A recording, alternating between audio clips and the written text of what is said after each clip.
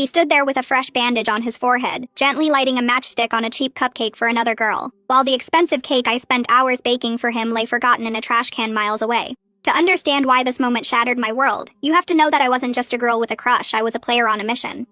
For years I had been tasked by a mysterious system to win Mark's heart, or else face erasure. On his birthday, the final deadline, I waited all day at an amusement park with a custom-made cake, only for him to never show up. The system declared my mission a failure. In 1 month, I would die in a car accident, my consciousness extracted, and this body returned to its original owner. Accepting my fate, I began the long walk home only to stumble upon the reason for his absence. Outside the school gates, Mark sat with Clara. She was offering him a pathetic store-bought cupcake with a matchstick candle, apologizing for her lack of effort. Mark, usually cold and distant, looked at her with a tenderness he had never shown me. He lit the match himself, reassuring her that it was perfect. The contrast was blinding.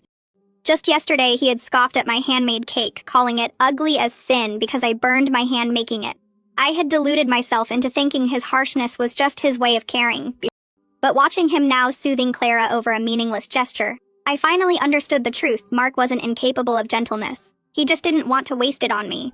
He offered to drive me home, desperate to make amends for abandoning me. But I ignored him, borrowed $20 from the girl he chose over me, and walked away knowing that in 1 month I would be dead anyway. To understand why I finally gave up on Mark, you have to go back to the beginning.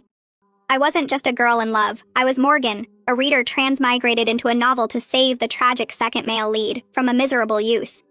I spent 2 years pouring my soul into melting his icy exterior, trying to rewrite his story and shield him from the bullying of the original Summer, whose body I now inhabited. I thought I was making progress. I thought I could change his fate, but seeing him with Clara, the novel's heroine, shattered that illusion. He wasn't just protecting her, he was in love with her just as the plot dictated. When Clara spotted me with the cake box and feigned an apology for stealing him on his birthday, Mark froze, guilt flashing in his eyes. He offered to drive me home, a rare crack in his armor, but I refused. I took money from Clara for a cab, leaving them together, finally accepting that no matter how much I loved him, I was just a side character in their romance. I went home and dreamed of my real life, remembering how I used to cry over Mark's tragic ending in the book.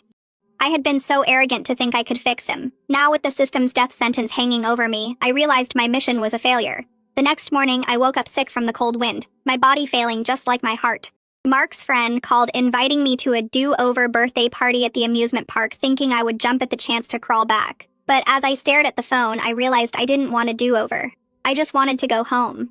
Mark finally realized I wasn't just sulking when he watched me walk past him in the nurse's office, ignoring his bleeding wounds to comfort the boy who had actually been there for me. To understand why this moment was the final nail in the coffin, you have to see the desperation in Mark's last attempts. After I skipped his do-over party, he showed up at my doorstep, shivering in the cold with a bag of medicine, demanding to know why I was running around with another guy while sick. He offered a clipped, arrogant explanation for standing me up on his birthday. He was saving Clara from a drunk, expecting me to fall back into his arms. But I didn't. I handed the medicine back, accepted his apology with detached politeness, and walked inside, leaving him to toss the bag in the trash as the realization finally hit him. I was done. The public confirmation came during gym class. Mark and Leo, the boy who had quietly supported me, both got injured. I rushed to the nurse's office and Mark's friends immediately started teasing me, assuming I was there for my crush. Mark sat tense, waiting for my usual fussing. Instead, I walked right past his swarm of admirers and went straight to Leo, ignoring Mark completely. The room fell into a suffocating silence as I helped Leo limp out, my back turned to the boy I had spent years chasing. That was the moment the world finally understood. The joke stopped, the whispers died, and just as I settled into the peace of letting go, the system reappeared without warning, dropping a new mission that would change everything all over again. Welcome to share your feelings in the comments section. Remember to like and subscribe, and if you want to see more story content, please check out the other videos on my channel.